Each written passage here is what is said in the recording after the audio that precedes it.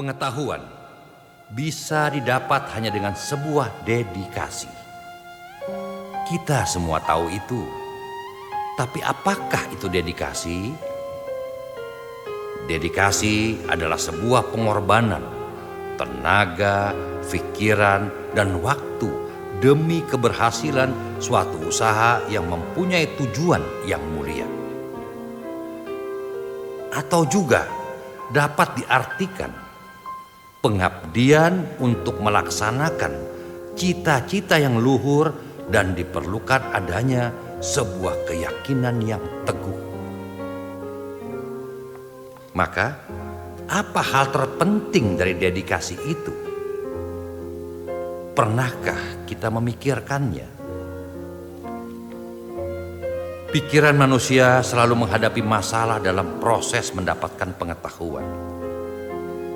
Kadang ada seorang murid yang iri pada murid yang lain. Kadang ada murid yang meragukan apa yang telah diajarkan. Kadang hukuman yang diberikan gurunya membuat pikirannya menjadi sangat marah. Tidak. Tapi bukankah itu yang terjadi? Beberapa pikiran bisa mengacaukan pikiran kita. Dan dalam keadaan pikiran kita yang tidak stabil, maka kita tidak akan bisa mendapatkan pengetahuan apapun. Sebuah pikiran hanya bisa menjadi stabil dengan sebuah dedikasi. Dan dedikasi menghancurkan arogansi pada para manusia. Juga bisa menghilangkan perasaan iri hati dan ambisi yang menyiksa. Bahkan bisa menenangkan hati serta membantu konsentrasi. Pada kenyataannya, tidak ada batasan untuk menggapai pengetahuan dalam penciptaan, termasuk juga pengetahuan. Seperti ada kalanya seorang guru atau sang bijak mendapat pengetahuannya dari seekor binatang atau dari alam semesta. Dengan kata lain, entah itu pengetahuan soal rohani atau pengetahuan tentang kehidupan atau pengetahuan yang ada di tempat pendidikan, akan kita dapatkan lebih daripada sang guru. Namun, dedikasi kita terhadap sang guru itu jauh lebih penting untuk diutamakan. Bukankah begitu seharusnya? Maka renungkanlah hal itu. Nomor 45.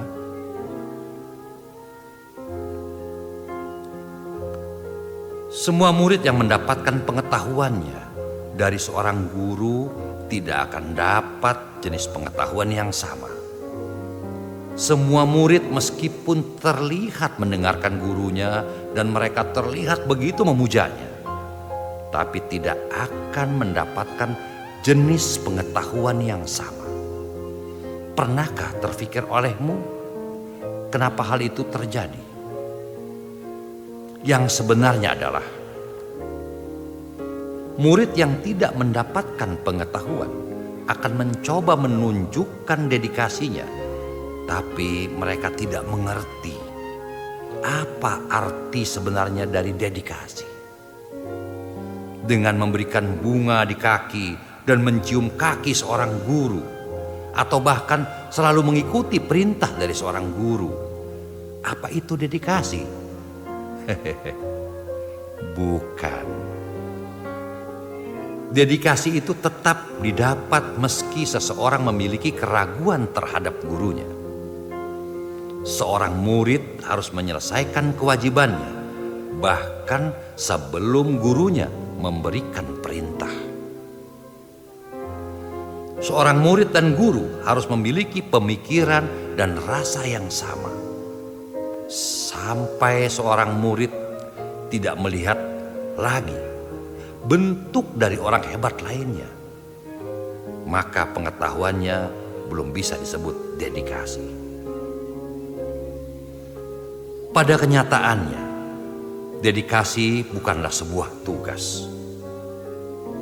Dedikasi adalah perasaan hati kita dan sebuah keputusan.